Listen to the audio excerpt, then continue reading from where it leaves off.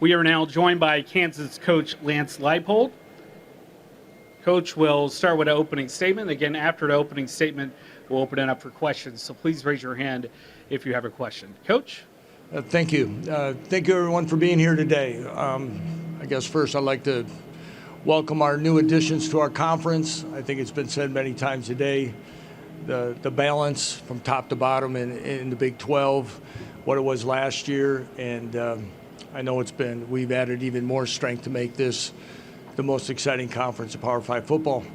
Last year was an exciting year for us to take a big step forward as a program, getting off to a good start, getting bowl eligible for the first time in over a decade, battling back in a highly competitive bowl game, showed the resiliency of our team, and we're excited to take another step this year, using that end of the season towards motivation, of course, to get us to be the consistent bowl team we want to be and find a way to turn that into victory. I'll open it up now for questions.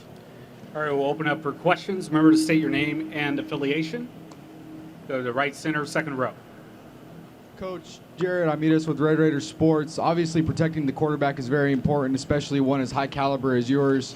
You go and add Logan Brown out of Wisconsin. What kind of dynamic does he bring to your offensive line?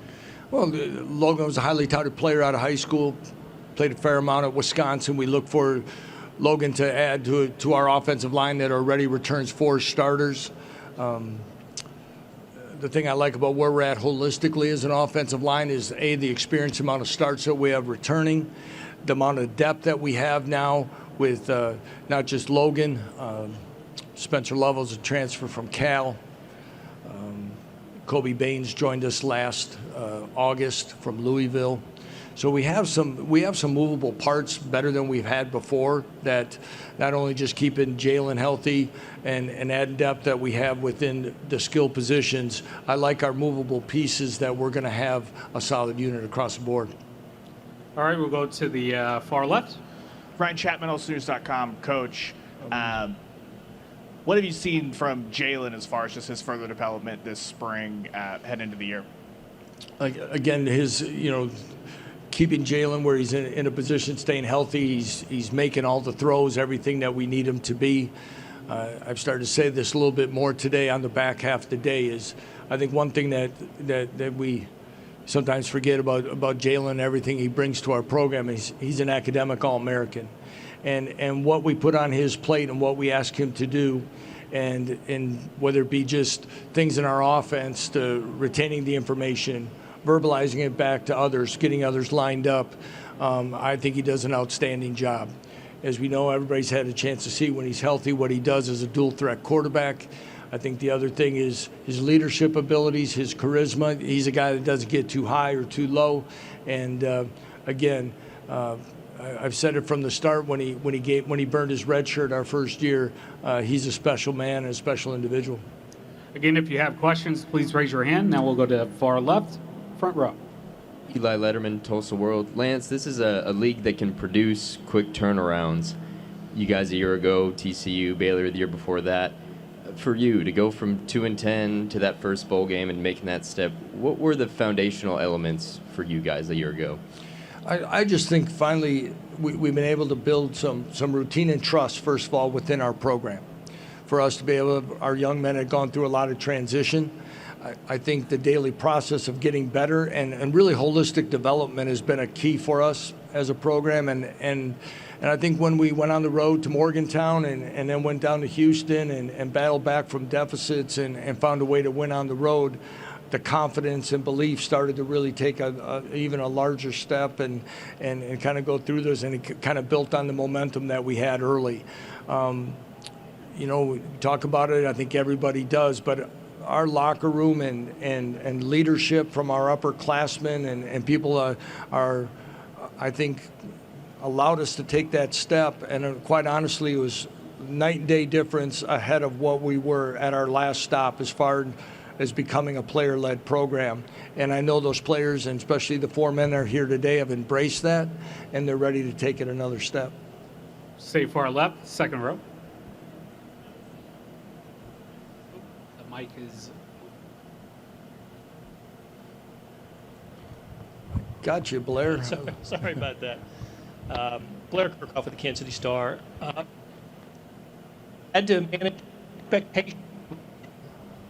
Have you had to manage expectations?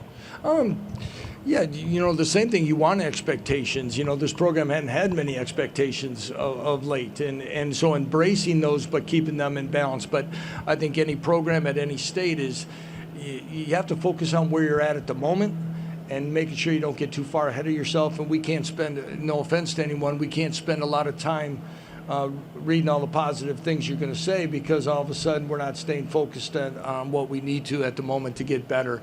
And I think this group gets it. But at the same time, for a program like Kansas, we need to embrace some of those things of expectations and the positivity that's surrounding our program. We'll go far right, back row. Jackson Schneider, 1150 KSAL. Coach, to speak on kind of what you just talked about a bit, can you tell us what the investments the university is making in your program mean for the trajectory of what you're trying to build, and talking about, future stadium plans, renovations to the locker room, things like that? Well, it means the world to what we're going. We've been able to, make some positive steps on the field, in the standings, all those things. And with my discussions with Travis Goff and Chancellor Girard, and we talked about, a lot of people talk about what they want to try to get done. Those two men led it in us in a position now that we're going to get those things done and moving quickly. It was important to me that we were going to be able to do some things that the current players that have helped turn this thing into a positive direction would get some benefit from. So right after spring practice, we're working on the renovations of the locker room, as you alluded to, in the weight room, and hopefully they will be completed by August 1. Stadium announcements and things like that are in the works, and those will be released, I think, in the near future. And those are exciting because, Kansas was behind on those things. I don't think everyone knows that, and we're putting ourselves in a position that we've made that type of commitment, and we can be sustainable in the Big 12 Conference. We'll go far left, second row. Hey, Lance, over here. Here you go. Kel Chabanette with the Wichita Eagle and Kansas City Star. Your running back, Devin Neal, has proven already he's a pretty talented player in this league, but what do you think is the next step for him? What do you think he can do better this season? Well, again, Devin's a highly motivated young man, working complete, he played baseball his first spring here, so he made most of our workouts, but again, it was part-time in his time there. His dedication and understanding holistically some things offensively. He's continued to work as a receiver. He blitz pickup, all those things you need to be a complete back. I think as we continue to evolve what we do offensively, again, understanding different things, and he continues to work on, and we'll do that. He's been outstanding for us and on and off the field in his 2 years here. And also with what he does, we also need a healthy Daniel Highshaw with him to complement, because when those two were together at the beginning of the season, that's a pretty good duo. All right, center right, second row. Cole Thompson, FanNation.com. Lance, good to see you again. You're bringing back not only Jalen Daniels and Devin Neal, but you're also bringing back your offensive coordinator and Andy Kolenicki. How important was it for him to get the new contract extension at the end of the year, and what is the continuity of having him back in this offense do for the future of this program?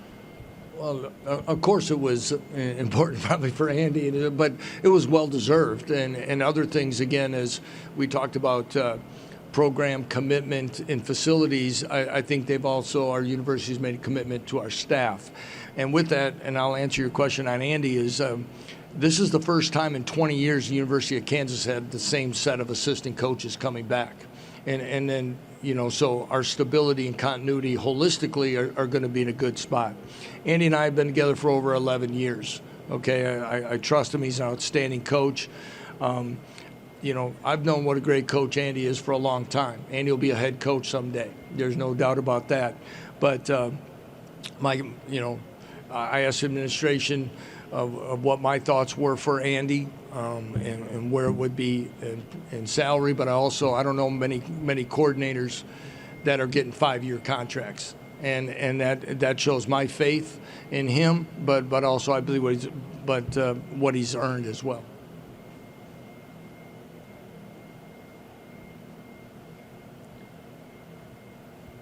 All right, Coach, thank you for your time. All right. Thank you, everyone. Have a good day.